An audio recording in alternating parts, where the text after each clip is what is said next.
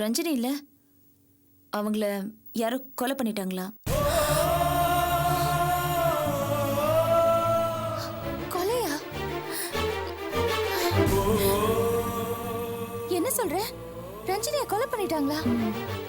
என்ன ஆனந்தி கொலை அது இதுங்கிற? இது எப்ப நடந்தது? யார் பண்ணாங்க? எப்படி? தெரியலக்கா, போலீஸ் விசாரணை பண்ணிட்டு இருக்காங்க. இருந்தாலும் எப்படி மனோகர் இதெல்லாம் நடந்தது? அவங்க கல்யாணம் நடந்ததா இல்லையா? கல்யாணம் நடக்கல உஷா. அன்னைக்கு விடியறதுக்குள்ளேயே யாரோ அவளை கொலை பண்ணிட்டாங்க. வேணும், அந்த குடும்பத்துக்கு இதுவும் வேணும், இன்னமும் வேணும். என்னெல்லாம் ஆட்டம் போட்டாங்க. அபி மனசை நம்ம எல்லார் மனசு எவ்வளவு காயப்படுத்தினாங்க. அவங்களுக்கு இந்த அடி தேவைதான். தயவு செஞ்சு இப்படி எல்லாம் பேசாத உஷா. மத்தவங்களோட சாவுக்காக சந்தோஷப்படுற அளவுக்கு நாம ஒன்னும் அல்ப பிறவி இல்ல. நடந்திருக்கிற விஷயம் ரொம்ப ரொம்ப துரதிருஷ்டமான ஒரு சம்பவம். அதை நினைச்சு நம்ம வேதனை தான் பண்ணணும். பாவம் ரஞ்சினி, அவன் மேல நம்ம எந்த தப்பும் சொல்ல முடியாது. சந்தர்ப்ப சூழ்நிலையால அவன் நமக்கு வேண்டாதவளா ஆயிட்டா. இங்க பாரு அபி, உன்னோட பெருந்தன்மை இங்க யாருக்கும் இல்ல, அவ்வளவுதான். இது பெருந்தன்மை இல்ல உஷா, மனுஷ தன்மை. அபி ப்ளீஸ், எந்த காலத்துல இருக்க நீ? பிடிக்காதவங்கள ஆள் வச்சு காலி பண்ற காலம் அபி இது. பாரு, இப்படி எல்லாம் நீ பேசாத. ஐயோ கடவுளே. சரி சரி, நான் பேசல. பாஸ்கர் மேல இருந்த கோவத்துல தான் நான் அப்படியெல்லாம் பேசினேன். எனிவே இப்ப நம்ம யார் என்ன பேசி ஒன்றும் பண்ண முடியாது. அதான் எல்லாம் முடிஞ்சு போச்சு. சரி ஓகே, நான் கிளம்புறேன். பாய். இரு, நானும் வரேன். சரி வா. அக்கா, எனக்கு ஒரு முக்கியமான வேலை இருக்கு, நான் போயிட்டு வரேன். மா வரேம்மா. சித்தி வரேன். சித்தி வா. வா.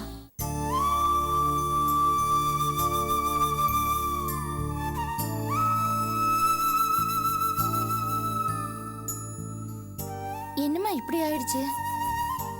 விடு அபி, தலையெழுத்துன்னு ஒண்ணு இருக்குல்ல, யார் என்ன பண்ண முடியும்? நீ முகம் கழுவிட்டு வா, காஃபி தர்றேன்.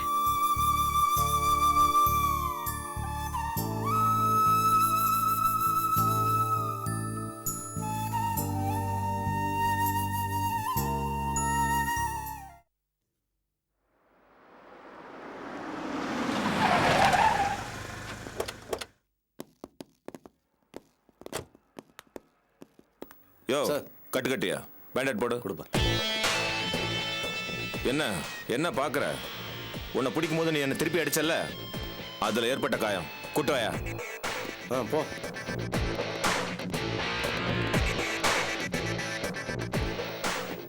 இதோ பார், அங்க வந்து ஜட்ஜி கேக்குறப்ப ஏதாவது மாத்தி சொன்ன தொலைச்சிருவன், தொலைச்சு.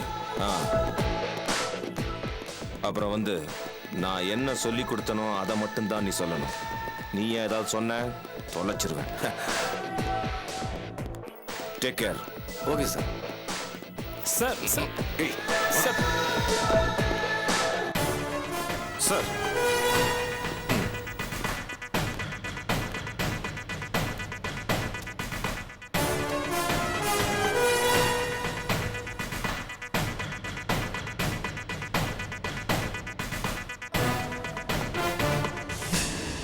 இவர் தான் accuse number 2. Yes sir.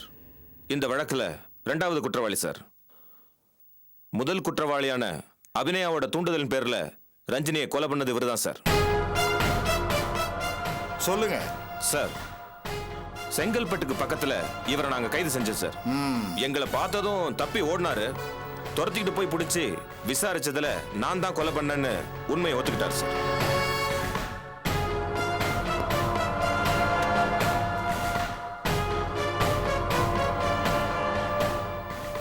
Sir, கொலை நடந்த இடத்துல இவர் விட்டுட்டு போன பொருட்களோட விவரம், தடை அறிக்கைலாம் அதுல இருக்கு சார். வாக்குமூலமும் கொடுத்திருக்காரு சார்.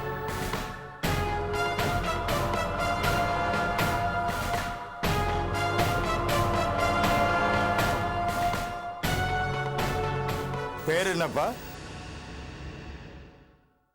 தொல்காப்பியன். சரி, நீ கொடுத்த ஸ்டேட்மெண்ட்டை வாசிக்கிறேன், கேளு. தொல்காப்பியனாகிய நான் அபி கன்ஸ்ட்ரக்ஷன் கம்பெனியின் பார்ட்னர். அபியோட கணவர் பாஸ்கர் அபியை விட்டு பிரிந்து அவளுக்கு துரோகம் செய்து பணத்துக்காக ரஞ்சினி என்ற பெண்ணை திருமணம் செய்ய முடிவு செய்ததால் எங்களுக்கு ஆத்திரம் ஏற்பட்டு பாஸ்கர் திருமணம் செய்து கொண்டு சந்தோஷமாக இருக்கக்கூடாது, அவரை பழிவாங்க வேண்டும் என்று முடிவு செய்து நாங்கள் இருவரும் இந்த கல்யாணத்தை தடுத்து நிறுத்த வேண்டும் என்று திட்டம் தீட்டினோம். நடக்க இருந்த திருமணத்தை தடுத்து நிறுத்த ஒரே வழி அந்த ரஞ்சினியை தீர்த்து கட்டுவதுதான் என்று முடிவு செய்தோம். அதன்படி அபி சொன்ன வார்த்தையின் பேரில் தொல்காப்பியனாகிய என் தலைமையில் ரஞ்சினியை கொலை செய்ய முடிவெடுத்து அவளை தீர்த்து கட்ட சரியான தருணத்தை எதிர்நோக்கி காத்திருந்தோம். அதன்படி சம்பவம் நடந்த அன்று சுமார் அதிகாலை 4 மணி அளவில் கல்யாண மண்டபத்திற்குள் அடியாட்களுடன் சென்று ரஞ்சினி தங்கியிருந்த அறையினுள் நுழைந்து அவளை கத்தியால் குத்தி கொலை செய்துவிட்டு யாருக்கும் தெரியாமல் தப்பி தலைமறைவாகிவிட்டேன். பிறகு போலீஸ் என்னை செங்கல்பட்டு பக்கத்தில் ஒரு காட்டிற்குள் கைது செய்தார்கள். என்னப்பா சரிதானா? என்னப்பா ஐயா கேக்குறாருல, சொல்லு. என்னப்பா சொல்லு.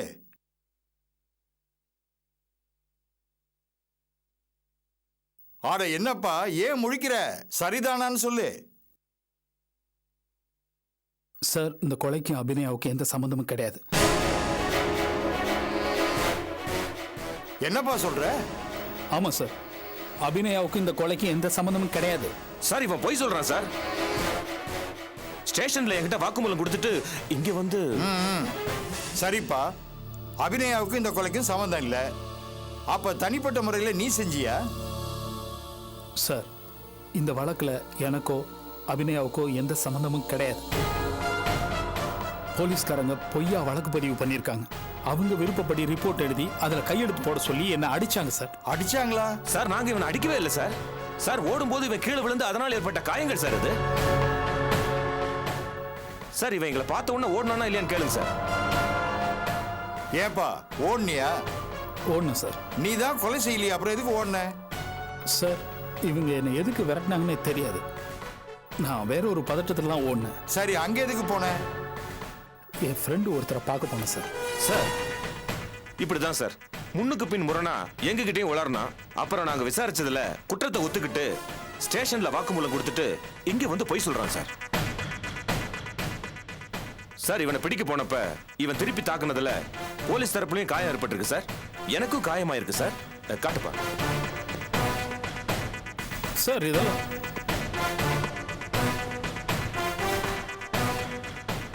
உன்னை டாக்டர்கிட்ட அனுப்பிச்சு செக்அப் பண்ண சொல்லி ஆர்டர் போட்டிருக்கேன். சரி சார். டாக்டர் ரிப்போர்ட் வந்த உடனே கமிஷனர்கிட்ட அனுப்பிச்சு அவர் உண்மை என்னங்கிறத விசாரிப்பார். Thank you sir. இப்போ உனக்கு 15 நாள் ரிமாண்ட். சார் ப்ளீஸ் சார், எனக்கு இந்த கொலைக்கு எந்த சம்மந்தமும் கிடையாது சார். அபிக்கும் கிடையாது sir. Please sir. Sir please sir. Sir sir சொல்றேங்க சார்.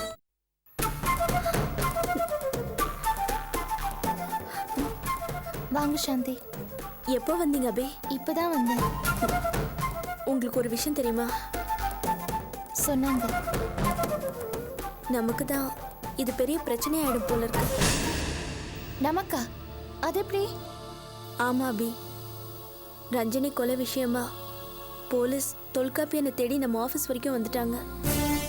என்னது? துளசி தேடி போலீஸ் வந்துச்சா?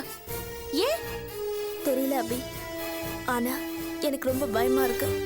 இவர் இப்ப எங்க இருக்காருன்னே தெரியல. எங்க இருந்தோ எனக்கு ஃபோன் பண்ணாரு, அதோட சரி. எனக்கு என்னமோ மனசே சரியில்லை அபி. என்ன நடக்குமோ ஏது நடக்குமோன்னு பயமா இருக்கு. பயப்படாதீங்க சாந்தி, மனசு போட்டு குழப்பிக்காதீங்க. நம்மள மீறி எதுவுமே நடக்காது. இல்ல சீரியஸா எதுவும் ஆயிடாது இல்லையா? ஒன்னும் ஆகாது சாந்தி. தொல்காப்பியன் இந்த மாதிரி பிரச்சனைக்கு போற ஆள் கிடையாது. நமக்கு தெரியாது அவரை பத்தி. ஆனா வீடு தேடி போலீஸ் வந்துச்சே. சாந்தி, போலீஸ் சந்தேகப்பட்டு விசாரிக்கிறது சகஜமான விஷயம். அதுக்கெல்லாம் நீங்க ஒன்றும் பயப்பட வேண்டாம். அபி, உங்ககிட்ட ஒன்று சொல்லட்டுமா? என்ன? அபி, எனக்கே இவர் மேல கொஞ்சம் சந்தேகமா தான் இருக்கு. வர வர அவரோட நடவடிக்கையே சரியில்லை. என்ன சொல்றீங்க சாந்தி? அபி, இவர் ஒரு நாள் ஒருத்தரை ஆபீஸ்க்கு கூட்டிட்டு வந்திருந்தாரு. அவரை ரூம்குள்ள கைதி மாதிரி அடைச்சு வச்சிருந்தாரு. அவனை பார்த்தா பயங்கரமான பைத்தியக்கார மாதிரி இருந்தான். அவன் யாருன்னு உங்களுக்கு தெரியுமா? யாரு? அவன்தான் ரஞ்சினியோட முதல் புருஷன். What? ரஞ்சினியோட முதல் புருஷனா? என்ன சாந்தி, என்னென்னமோ சொல்றீங்க? என்ன நடக்குது? அபி, அவன் ரஞ்சினி கல்யாணத்தை நிறுத்த போறதாகவும் அதை அவர் தடுக்க போறதாகவும் என்கிட்ட சொன்னாரு. உங்களுக்கு சம்மந்தம் இல்லாத விஷயத்துல தலையிடுறீங்க நான் கேட்டேன். அதுக்கு அவர் என்கிட்ட கோவமா பேசிட்டு போயிட்டாரு.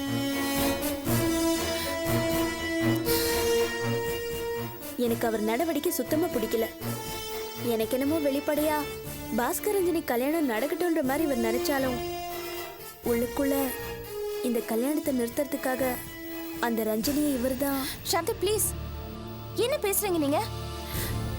நாம தொல்காப்பியன் கிட்ட பேசாம அவரை பத்தி எந்த தப்பான முடிவையும் நம்மளால எடுக்க முடியாது. அவர் ஏதோ நல்லது பண்ணணும்னு நினைச்சு என்னென்னமோ பண்ணி ஏதோ சிக்கல்ல மாட்டிருப்பார் போல இருக்கு. அப்படிதான் எனக்கு தோணுது. இப்ப என்ன பண்றது அபி? நீங்க கவலைப்படாதீங்க சாந்தி. இது பாருங்க, எப்படி இருந்தாலும் ரஞ்சினி கொலை கேஸ்ல எப்படி போலீஸ் தொல்காப்பியனை சந்தேகப்பட முடியும்? அதுக்கு எந்த காரணமும் இல்லையே. சோ நீங்க பயப்பட வேண்டாம்.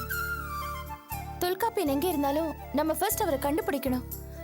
அப்பதான் தன்னால எல்லா விஷயமும் கிளியர் ஆகும். ஆனா எனக்கு என்னமோ பதட்டமாவே இருக்கு. இது பாருங்க சாந்தி, இந்த மாதிரி சமயத்துல தான் நம்ம அதிகமான தைரியத்தோட இருக்கணும். சரி அபி, நான் கிளம்புறேன். குழந்தை வர தனியா இருக்கா. சரி, நீங்க பயப்படாம போங்க. போயிட்டு வாங்க.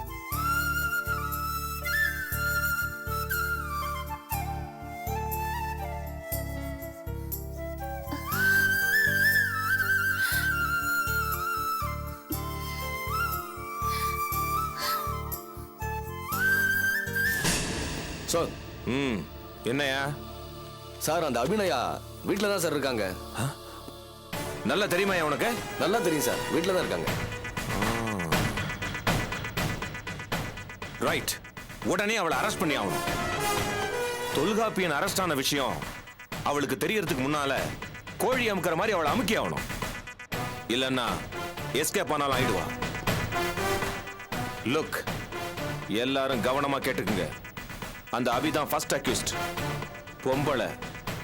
சோ நாம கவனமா எச்சரிக்கையா டீல் பண்ணணும்.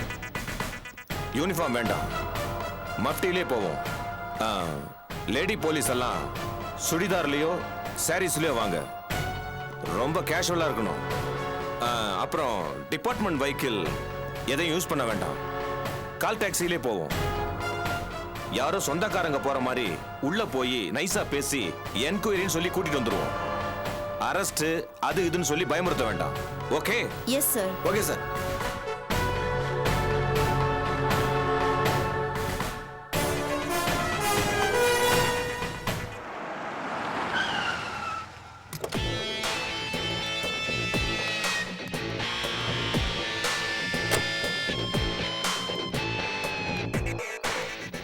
நீங்கெல்லாம் இங்கேயே வெயிட் பண்ணுங்க சார். வண்டியை திருப்பி வச்சுக்கப்பா.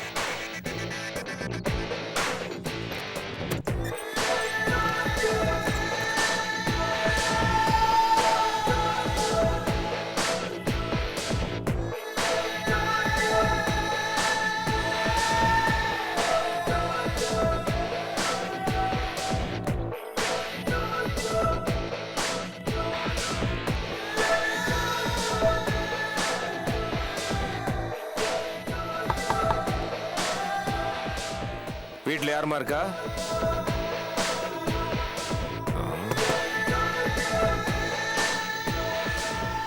யார் சார் நீங்க? போலீஸ்மா.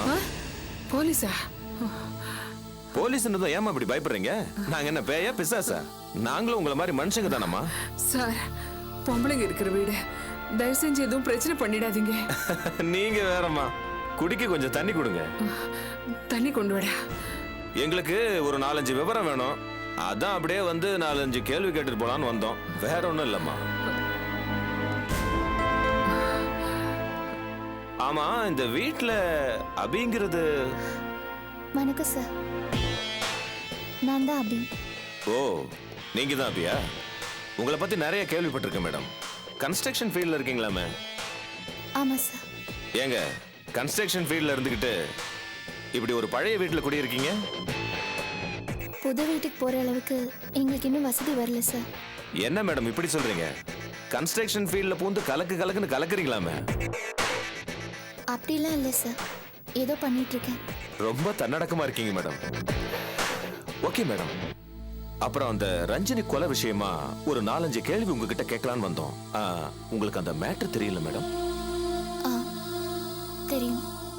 நீங்க ஒரு அந்தஸ்துல இருக்கீங்க.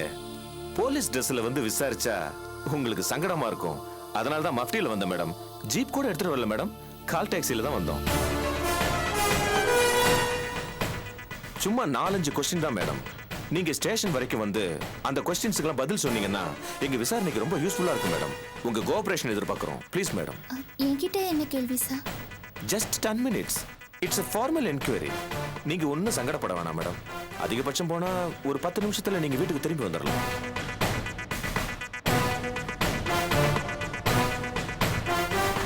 ஓகே சார், உங்ககிட்ட ஒன்று கேட்கலாமா? ஓ, தாராளமா கேளுங்க மேடம். மிஸ்டர் தொல்காப்பின்னு ஒருத்தரை நீங்க சந்தேகப்பட்டு எங்க ஆபீஸ்ல வந்து விசாரிச்சீங்களாமே சார்? அவர் என்னோட பிசினஸ் பார்ட்னர் சார். நீங்க சந்தேகப்பட்டு அரெஸ்ட் பண்ற அளவுக்கு அவர் எந்த தப்பும் செஞ்சிருக்க மாட்டாரு. அது எப்படி மேடம் சொல்றீங்க? ஆதாரம் இல்லாம யாரையும் அரெஸ்ட் பண்ண முடியாது. அதோட என்கொயரின்னு கூப்பிட்டாலே பாதி பேர் ஓடி போய் ஒளிஞ்சுக்கிறாங்க. நீங்களே சொல்லுங்க மேடம், விசாரிக்காம நாங்க எந்த குற்றவாளியாவது பிடிப்போமா? நீங்க ஸ்டேஷன் வரைக்கும் வந்து உங்களுக்கு தெரிஞ்ச விவரங்களை ஒரு சின்ன ஸ்டேட்மெண்டா எழுதி கொடுத்துட்டு வந்துருங்க.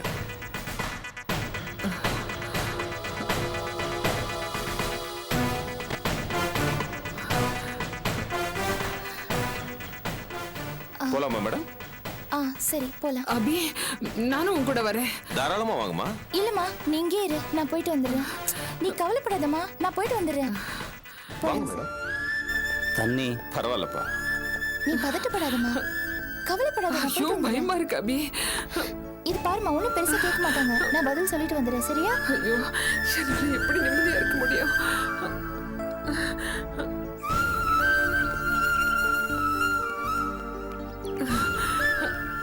அபி, பயமா இருக்கு.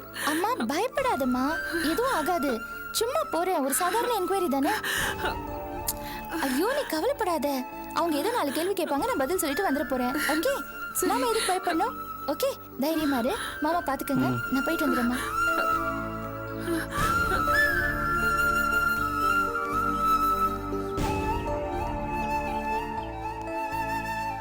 சார் போலாம் சார். உட்காருங்க மேடம். அபி, நான் சொல்றது கேளு, நானும் உன் கூட வரேன். பயப்படாதம்மா, நான் தான் சொல்றேன்ல, நான் போயிட்டு வந்துடுறேன். ஒரு பிரச்சனையும் இல்லை. போலீஸ் ஸ்டேஷனுக்கு நீ எப்படி தனியா போவே? அம்மா ப்ளீஸ்மா, நான் போயிட்டு வந்துடுறேன். நீ பயப்படாத, சரியா? நீ ரிலாக்ஸ் ஆரு, நான் போயிட்டு வந்துடுறேன். போலாம் சார், போயிட்டு வரேம்மா.